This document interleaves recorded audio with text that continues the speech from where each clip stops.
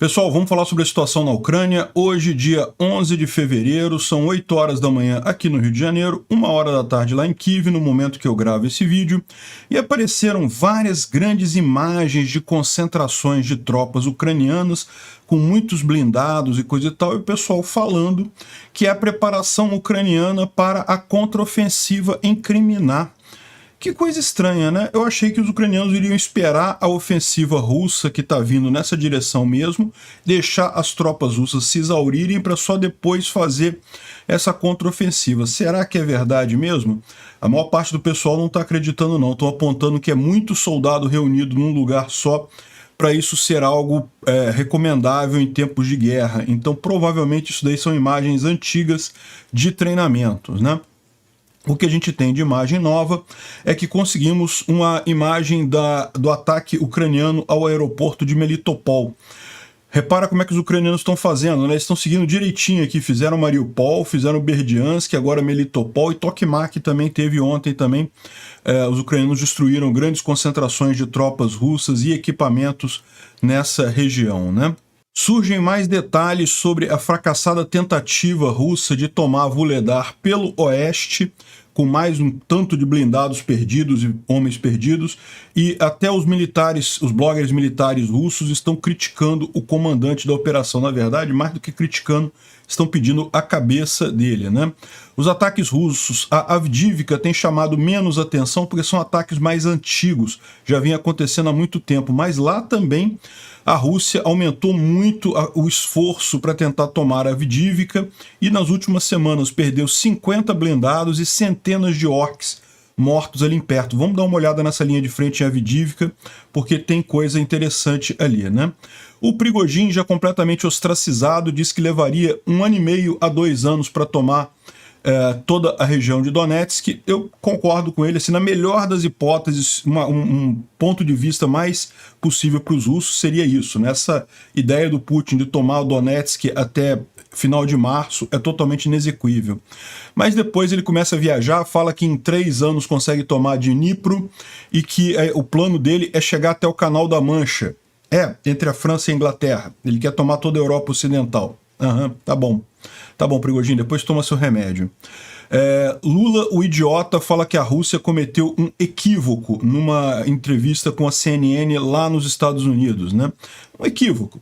Meu amigo, não é um equívoco. Equívoco quando eu erro o nome de alguma pessoa ou pronuncio errado o nome de uma cidade, isso é um equívoco. Quando eu esqueço a data de alguma coisa, que aí eu cometo um equívoco. O que o Putin fez foi crime de guerra, algo criminoso, um genocídio. Ele saiu matando um monte de gente, mulheres, crianças, um absurdo completo. Não é equívoco. Enfim, o Biden parece que está encostando a faca no pescoço do Molusco para obrigar ele a ajudar a Ucrânia. Tomara que consiga. Espero mesmo que consiga. Vamos ver, vamos torcer por isso daí. Vamos falar sobre esses assuntos e outros assuntos em detalhes. Essas notícias foram sugeridas por ninguém, eu achei navegando no Xvideos, arquiteto do Capistão e outras pessoas. Obrigado aí ao pessoal que sugeriu a notícia. Obrigado a você que está assistindo o nosso vídeo. Se você gosta do nosso conteúdo, por favor, deixe o seu like e se inscreva aqui no canal, né? Pois bem, antes da gente entrar nos eventos de hoje, vamos complementar o que a gente falou ontem sobre os ataques que houve no dia 10 de fevereiro, né? Quando eu gravei o vídeo de ontem, ainda estava acontecendo os ataques com mísseis, né? Mais um grande ataque à infraestrutura civil ucraniana, e na época, no momento, como eu falei, ainda estava acontecendo a coisa, não tinha como dar os resultados finais daquilo ali, mas agora a gente já tem essa informação.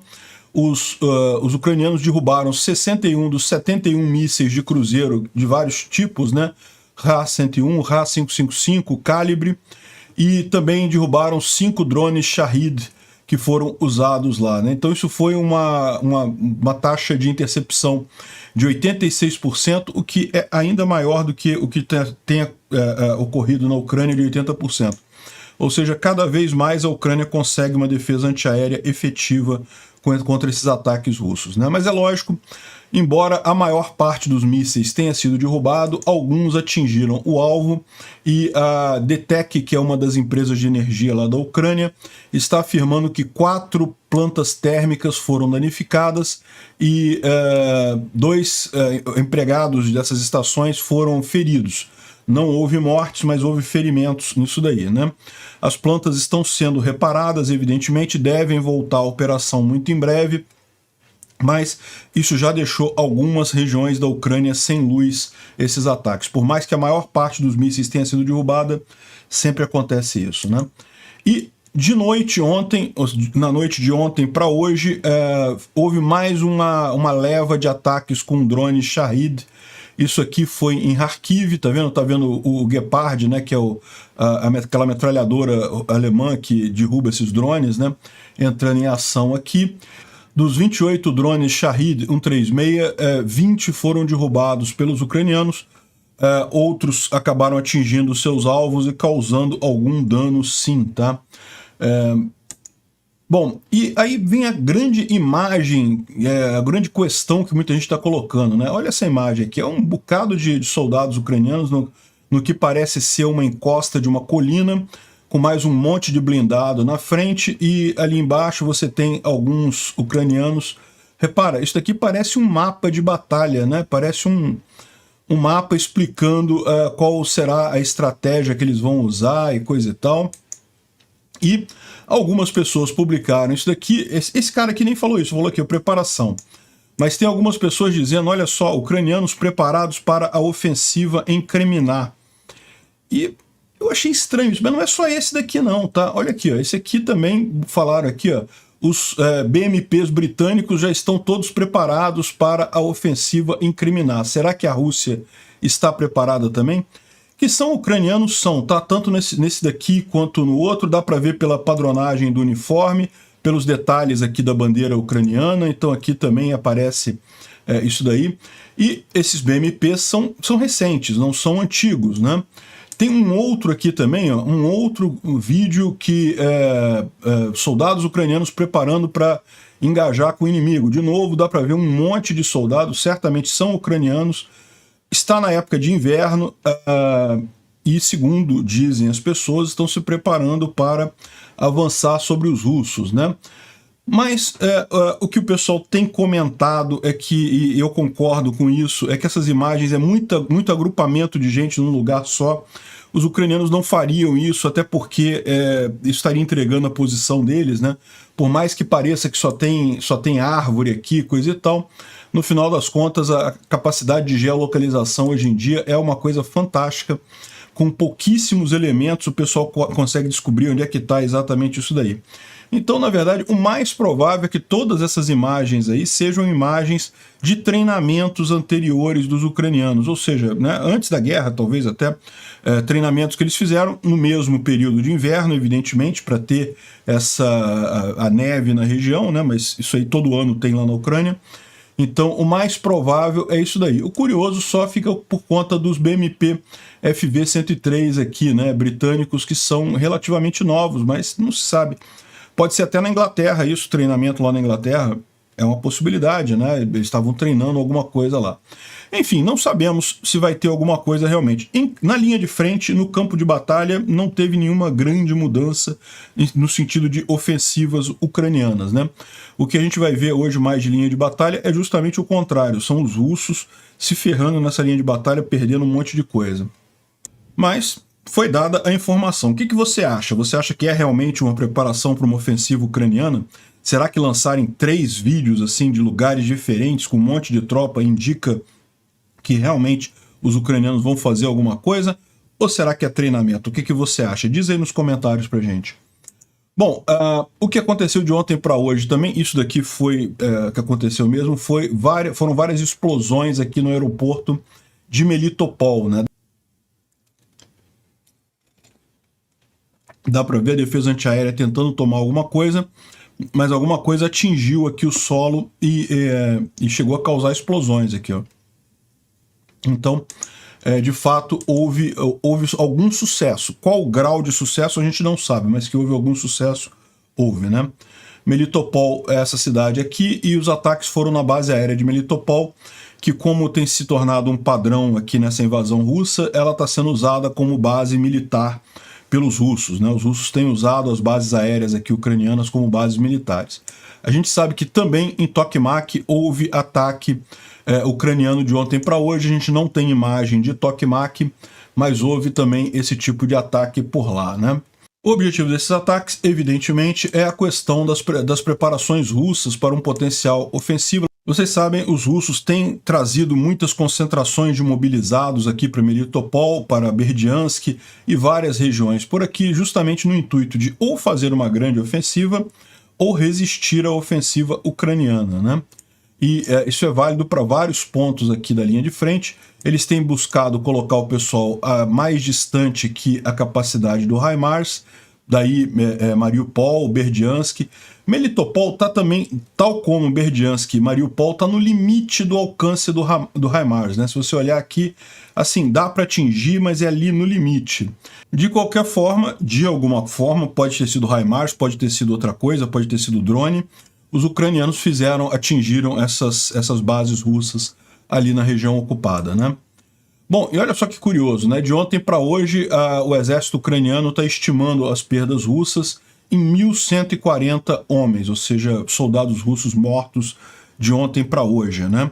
Então foi mais uma grande quantidade de orcs eliminados aí, né? E lembra que a gente mencionou, inclusive no vídeo de ontem, que um especialista de inteligência americano esperava que antes da ofensiva russa, os números de mortos iriam subir para 1.500, 2.000 por dia, justamente indicando esse trabalho dos ucranianos de atingir a retaguarda russa e eliminar muitas tropas, né?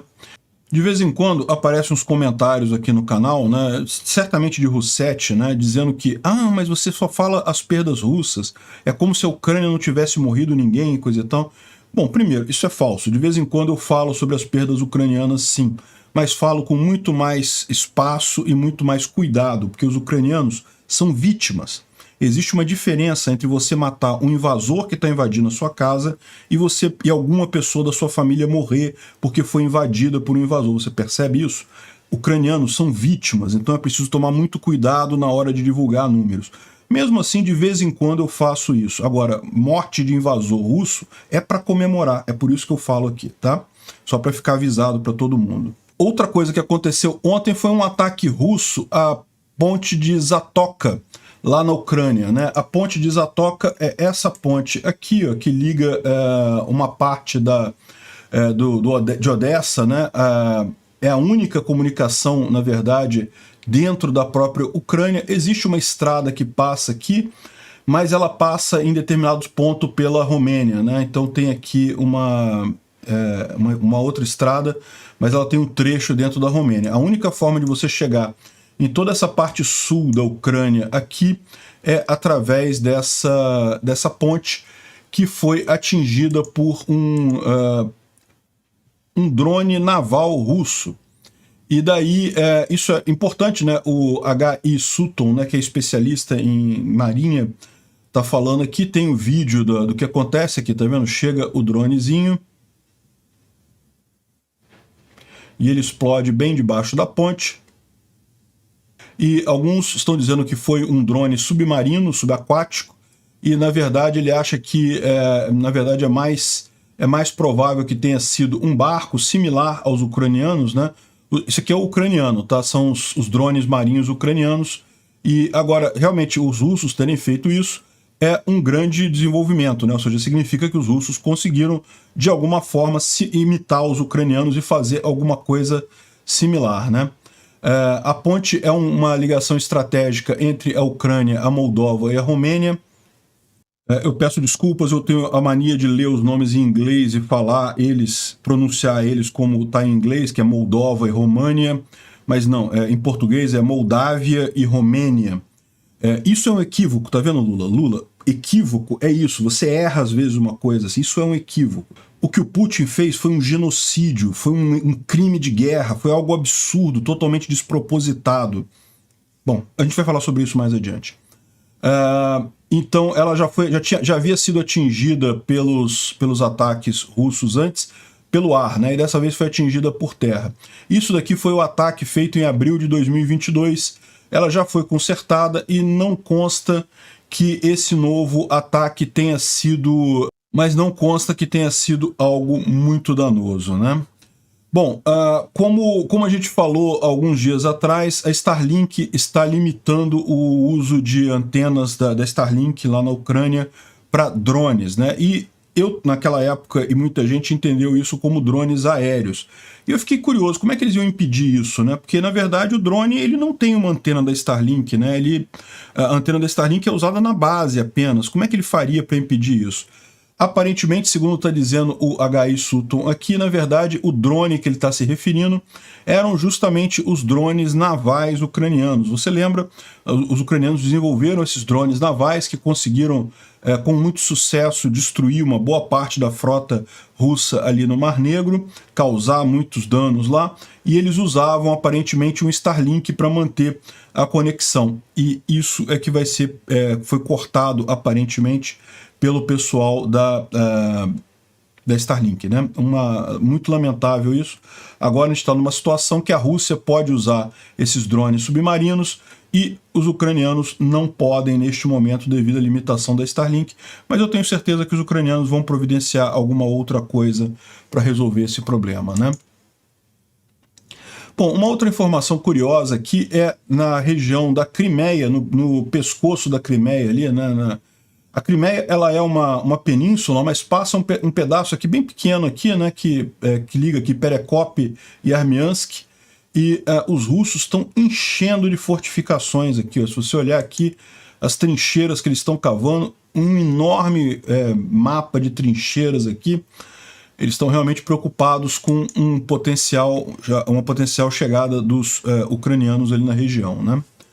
Bom, vamos falar de Vuhledar nas últimas 24 horas. Isso aqui foi um reporte do Tatarigami ontem, no final do dia, às 19h30. E o inimigo, os russos, continuaram um assalto ocasional, o que é uma boa notícia. Mais veículos e pessoal foram eliminados. Não tem vídeos dessa vez devido à distância, mas provavelmente na próxima semana ele vai colocar alguns vídeos de evidência de mais russos destruídos, mais tanques destruídos. Ele complementa aqui que a mídia tem focado muito na 155ª Brigada, né, de marines russos, né, que seria a principal força ali, mas como ele explicou, na verdade não é só isso, tem a 40ª Brigada de marines russos também, tem a 36ª, 37ª e 72ª brigadas de rifle motorizado, e ainda tem unidades separadas e coisa e tal, tem tudo isso ali dos russos tentando atacar Vuhledar e todo mundo morrendo igualmente, né? E ele está dizendo aqui que amanhã vai publicar algum material interessante. Vamos ver, fiquei ansioso.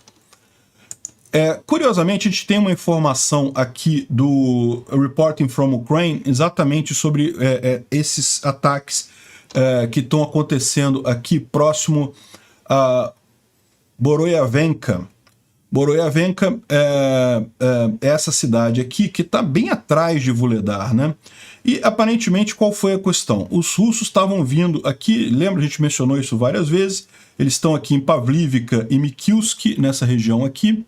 Deixa eu expandir isso aqui para ficar mais fácil de ver.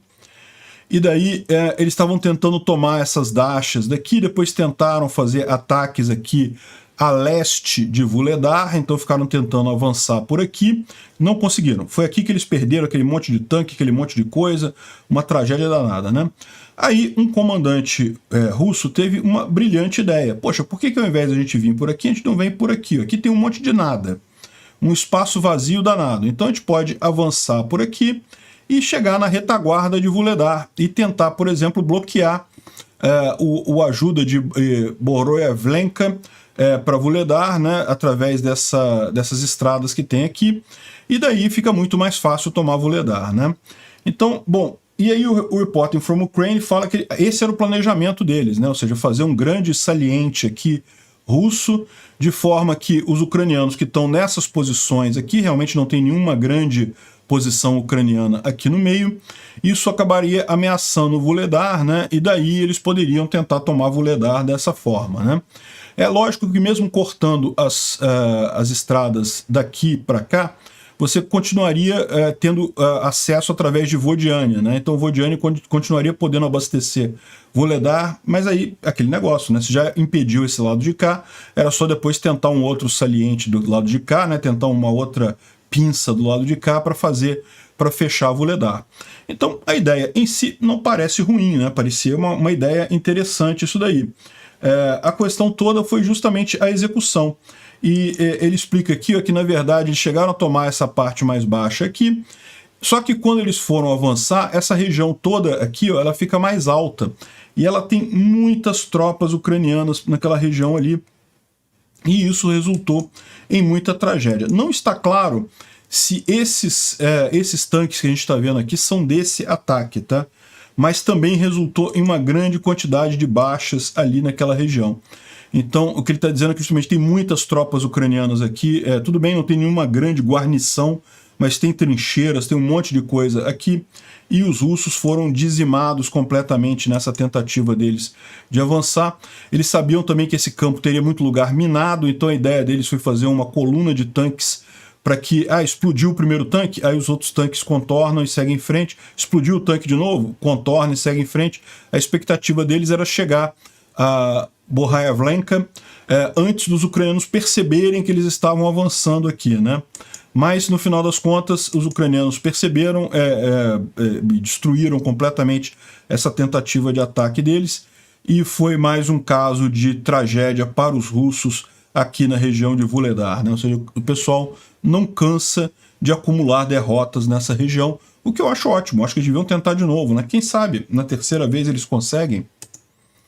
E a questão toda é a seguinte, essas repetidas derrotas ali na região de Vuhledar estão começando a aparecer nos blogs militares russos de forma bastante incisiva, né? Então, por exemplo, o pessoal do Grey Zone, que é ligado ao grupo Wagner, né, ao Prigozhin, colocou aqui que Muradov é botaram um palavrão aqui, né? O pessoal do Wagner diria isso para a Síria. Muradov é o mesmo palavrão, diriam as tropas de paz da Rússia na Armênia e Karabakh, né? E Muradov é isso daí, diriam os marines na região de Donetsk. Essa ofensa aqui, botaram um palavrão aqui, está sentando no alto do seu posto de comando e mandando colunas atrás de colunas até o comando de uma de suas brigadas participar no assalto de Vuhledar e morrer na linha de contato. Outro palavrão, tem apenas sorte de não estar próximo dos guerreiros do batalhão deles, ou então eles teriam 200 né? 200 é o código militar para pessoa morta, então ele está querendo dizer que os soldados matariam ele, né? E eles têm, como eles fizeram com outros comandantes super inteligentes no campo de batalha, né? Houve casos no passado, e Muradov deveria ser o próximo. Muradov, como vocês podem imaginar, é o comandante que está supervisionando a área de Vuhledar, comandante dos russos, e que tem feito essas diversas tentativas aí atabalhoadas que resultaram na morte de muita gente, né? E uma referência aqui que o Dmitry acrescentou é que lá no início da guerra, isso não foi agora não, tá? Isso foi lá em abril, maio, a 14ª Brigada de Forças Especiais, os soldados dessa brigada mataram o comandante, o coronel Sergei Polyakov, porque ele teria feito tomado decisões muito idiotas, do tipo do Muradov aqui que ele falou aqui. Então, ou seja, o que ele tá recomendando, o que o pessoal está dizendo aqui do grupo Wagner é que os soldados deveriam matar o próprio comandante ali para ele pagar pelo crime do que ele está fazendo lá, das decisões erradas, né? Mas a verdade é a seguinte, o que esse pessoal falha em entender é que, na verdade, o Muradov ele está sem opções. É o que eu falo para vocês, a grande questão aqui em Vuhledar é que é uma situação muito difícil mesmo para os russos, né? A cidade fica no alto, tem vários prédios altos de concreto que os ucranianos podem se esconder com facilidade e usar para atingir os russos. E fora isso, toda essa região aqui em volta, tudo planície, tudo aberto. Então os russos não têm como se aproximar sem serem vistos e coisa e tal. Então é muito difícil mesmo a situação. O problema todo é justamente que o cara está sendo muito pressionado pelo comando do exército, né, pelo alto comando do exército russo, a avançar a qualquer custo, né? Como a gente falou, a ideia é que houvesse um breakthrough russo aqui em Vuhledar. O que os russos queriam é que houvesse uma os russos conseguissem avançar aqui, ou então em Avdiivka, a gente vai falar de Avdiivka daqui a pouco, ou então em Bakhmut também, em qualquer um desses lugares, de forma que os ucranianos mandassem suas reservas para cá, e isso deixasse as tropas aqui nessa região menos guarnecidas, porque é aqui que vai vir a próxima grande ação aqui na região de Luhansk, né? Então a ideia deles era essa, era ter alguma coisa para distrair os ucranianos, e daí ele estava sendo muito forçado, porque lembra, dia 21 agora é o discurso do Putin, ele tem que ter alguma coisa para mostrar, né?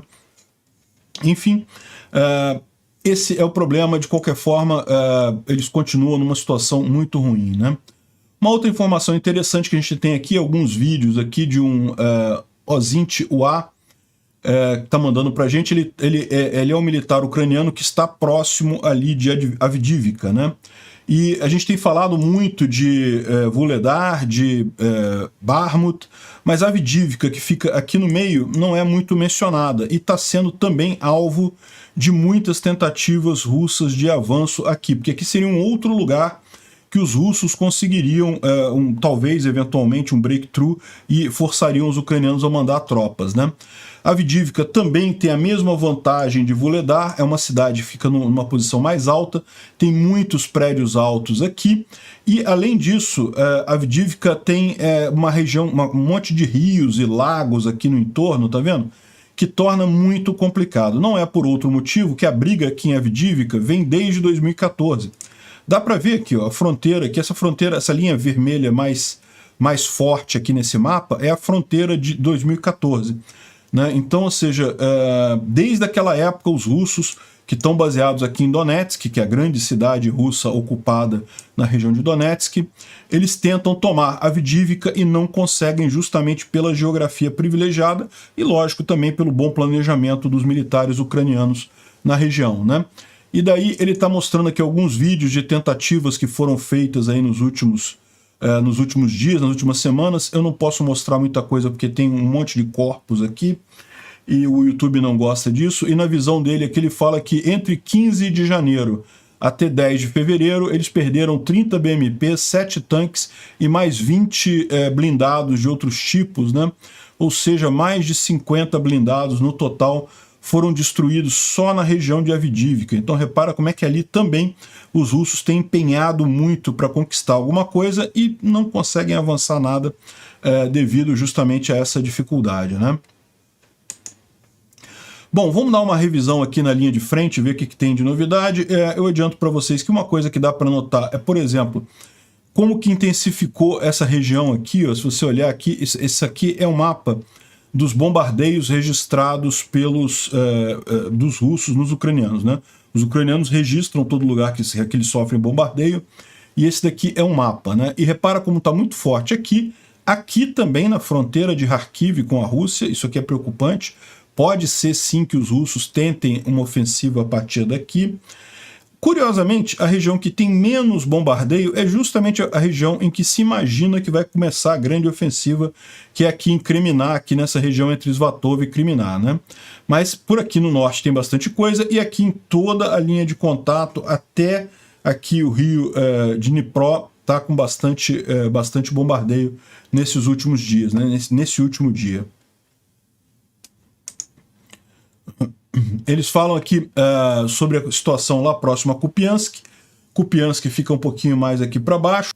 Segundo ele está dizendo aqui, os russos teriam tomado Dvorishne, que é essa cidade aqui. Não confundir com Dvorishna.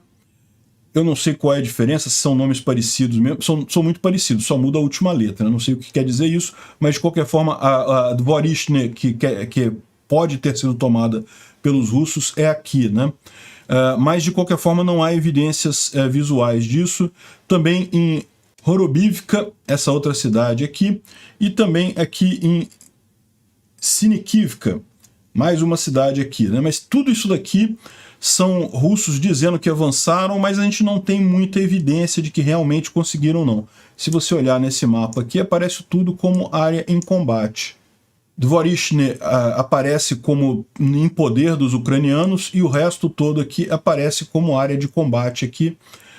não dá para saber exatamente em que situação está. A gente sabe que os russos estão atacando aqui. Se eles estão conseguindo alguma coisa ou não, a gente vai descobrir mais adiante, né?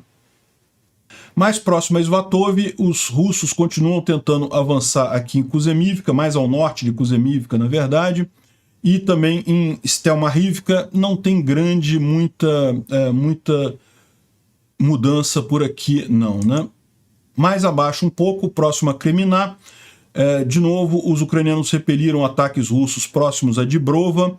Então, como a gente tem visto, essa linha tem andado um pouquinho aqui para oeste, né?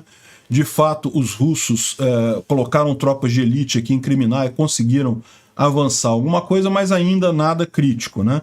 Se toda essa ofensiva russa nessa região se limitar a pequenos ganhos assim, os ucranianos estão muito bem, né? Essa é exatamente a estratégia ucraniana.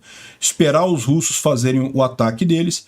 Por quê? Porque todo mundo que ataca perde mais pessoal do que quem defende. Você consegue defender, você perde menos homens do que quem ataca. Então, eles vão deixar os russos atacar para destruir o máximo possível de combatentes russos, de equipamentos russos e coisa e tal, perdendo o mínimo possível de ucranianos, evidentemente, e quando isso os russos tiverem depletado o suficiente, aí sim a Ucrânia deve fazer a contraofensiva dela nessa região aqui, né?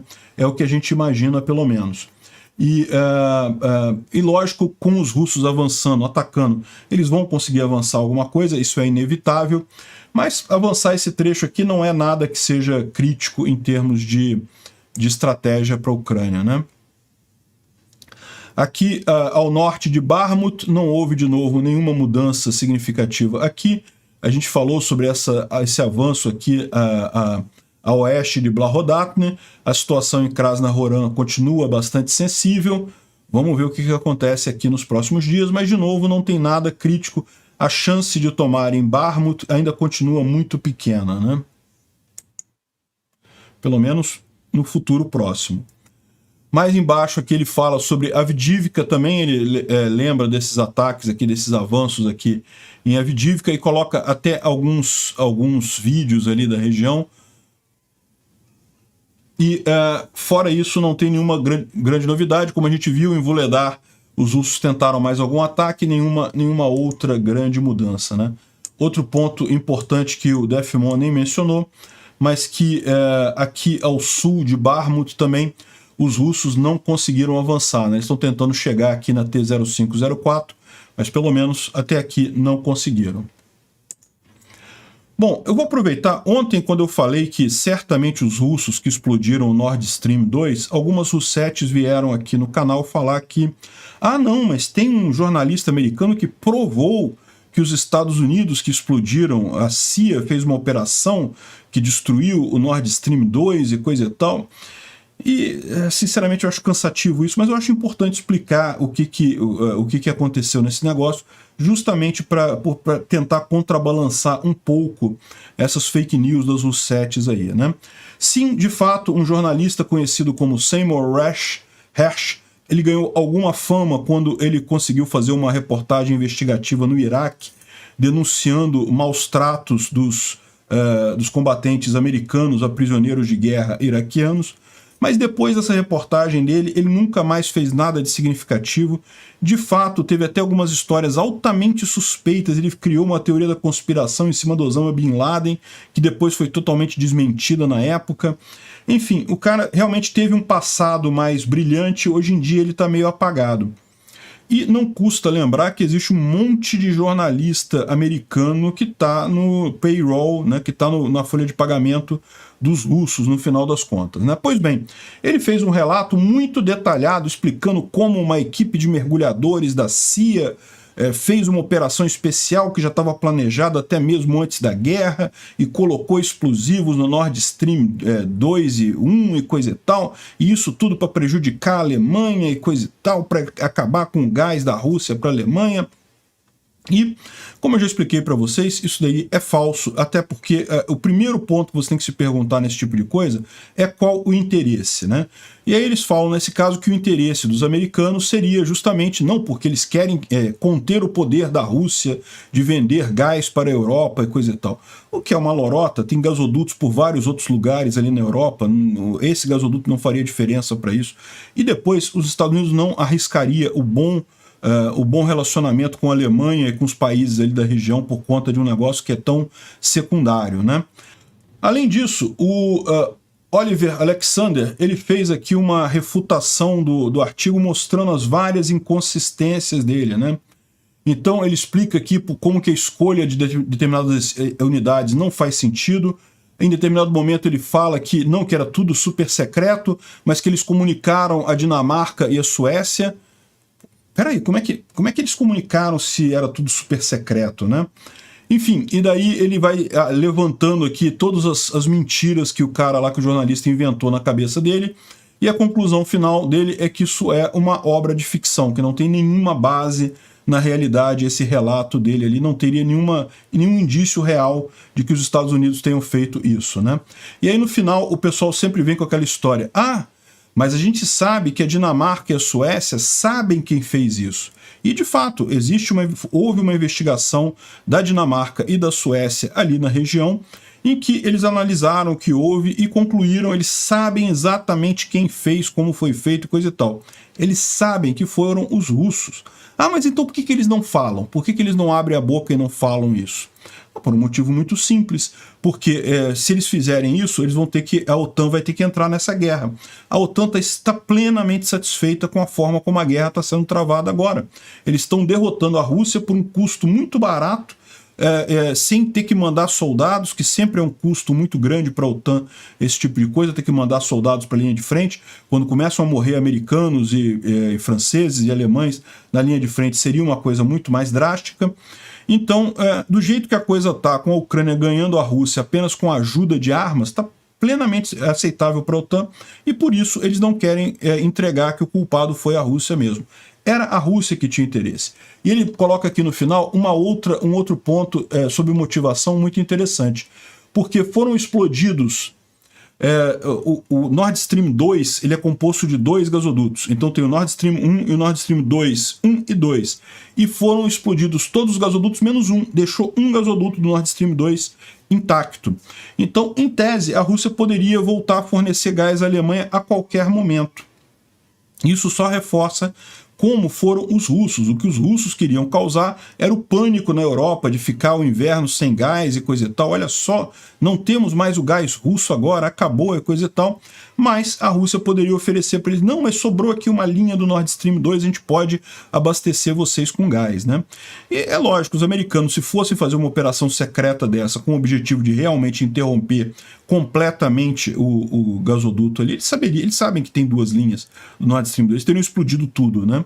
Então não faz sentido nenhum essa história do Seymour Hersh. Claramente é falsa, claramente, não sei se ele foi pago pelos russos para escrever isso, ou se ele é só mais um dos muitos iludidos por aí.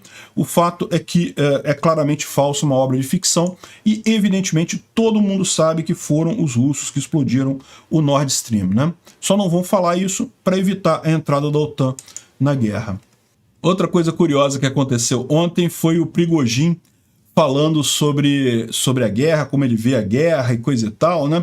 E daí tá dizendo que precisaria, para chegar em Dnipro ali, precisaria de 3 anos de guerra, e que para retomar toda a DPR e a LPR, né, que são as, entre aspas, repúblicas separatistas de Donetsk e Luhansk, entre aspas, porque nunca houve movimento separatista na Ucrânia, naquela região. Isso daí é desculpa dos russos, os russos que construíram esse movimento separatista inteiro, com soldados, principalmente soldados russos, pouquíssimos soldados ucranianos da região acabaram se unindo a eles.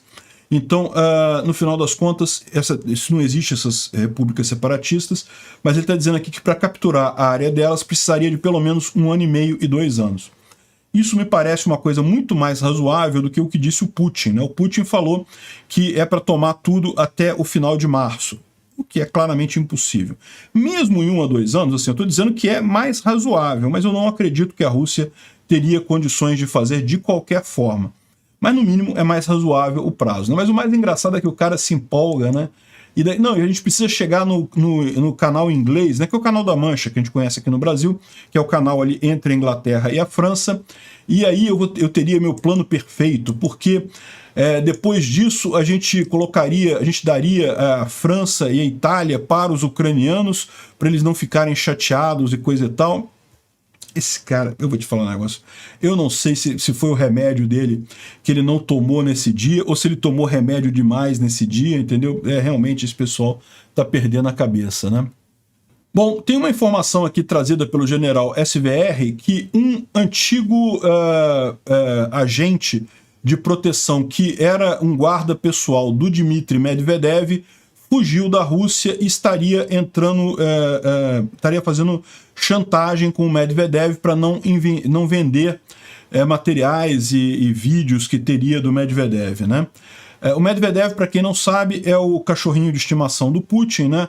O Putin, por exemplo, quando ele não podia se candidatar à reeleição lá na Rússia, ele botou o Medvedev como presidente da Rússia, mas quem governava era o Putin do mesmo jeito, né? E depois o Putin voltou na eleição seguinte, e sempre que precisa latir, o Putin dá um tapinha na bunda do Medvedev, e o Medvedev late, ele fala negócio de bomba atômica, essas coisas todas, né? Enfim, parece que tem muita coisa que pode ser danosa ao Medvedev. Tomara que a chantagem não dê resultado e a gente acabe tendo acesso a essas informações. Seria divertido. Bom, o Biden está vindo na Polônia agora no final de fevereiro e ele vai anunciar mais um grande pacote de ajuda à Ucrânia. Alguns estão dizendo que vai ser de 6 bilhões de dólares, mais um grande pacote vai ser anunciado ainda em fevereiro nessa visita do Biden na Polônia no dia 22, né? Não tem detalhes ainda sobre o que teria nesse pacote, mas um pacote de 6 bilhões de dólares é um bocado de dinheiro, né? Deve ter coisa boa aí, né? E bem, por final, o Lula está lá nos Estados Unidos passando vergonha, como é a tradição dele, né? Infelizmente, esse cara é um idiota completo. E aí ele deu uma entrevista à CNN Internacional, lá nos Estados Unidos, em que ele classificou o conflito da invasão da Ucrânia pela Rússia, dizendo que o Kremlin cometeu um equívoco. Ô Lula, para com isso. Que coisa mais idiota, que coisa mais cruel de se dizer. O equívoco é quando alguém erra o nome de alguma coisa, quando alguém esbarra em alguém. Isso é um pequeno erro, é um equívoco, uma coisa, um leve problema, né? O que a Rússia fez foi uma atrocidade sem tamanho, um crime de guerra, invadiu um país pacífico. A Ucrânia não estava ameaçando em nada a Rússia invadiu por querer território, conquistar território e dar popularidade para o Putin no final das contas. Totalmente não justificada essa invasão da Rússia e pior, as atrocidades que foram cometidas, maldades sexuais feitas com mulheres e crianças, aqui no YouTube não pode falar a palavra correta, feitas com mulheres e crianças na Ucrânia, mortes sem sentido, aí você chama que é um equívoco, né? E aí depois ele expressou toda a sua covardia, dizendo que a Ucrânia tem claramente o direito de se defender, mas que o Brasil não vai entrar porque o Brasil não quer fazer parte dessa guerra e não sei que lá, se a gente fornecer munição a gente vai estar fazendo parte dessa guerra e a gente não quer fazer isso. Mostrou toda a covardia. Não, países do mundo todo estão ajudando. Marrocos, Equador, Bolívia está ajudando, está mandando munição para a Ucrânia. O Brasil não quero entrar, não quero fazer parte dessa guerra. Não, o que acontece realmente é que o Lula tem os dentes dele cravados nas bolas do Putin. A gente sempre soube disso. O Lula lambe saco de todos os ditadores sanguinários que existem no mundo. É Putin, é Xi Jinping, é o cara do Irã, é Venezuela, é Cuba, toda essa falência moral do socialismo no mundo, o Lula adora e paga pau, né? Agora, estão dizendo... E aí não saiu esse comunicado em lugar nenhum ainda, que o Biden vai encostar a faca na garganta do molusco. Ou seja, vai cobrar favores e vai exigir que o Brasil ajude a Ucrânia fornecendo a munição lá do Leopard 1. E eu não tenho dúvida que o Biden tem meios de forçar o Lula a obedecer esse tipo de coisa. Eu torço para que consiga. Se conseguir, ótimo. O Lula querer, ele não vai. Se o Lula tiver alguma alternativa, ele não vai ajudar a Ucrânia. Mas pode ser que o Biden coloque ele num cantinho de tal forma que ele não tenha nenhuma alternativa realmente. Vamos ver se a gente tem alguma boa notícia nisso daí nos próximos dias aí dessa visita do Lula, né? E, bom, eu vou deixar no link do vídeo o link para sites onde você pode doar, ajudar o esforço de guerra da Ucrânia. Eu recomendo que todos façam isso, eu faço periodicamente isso.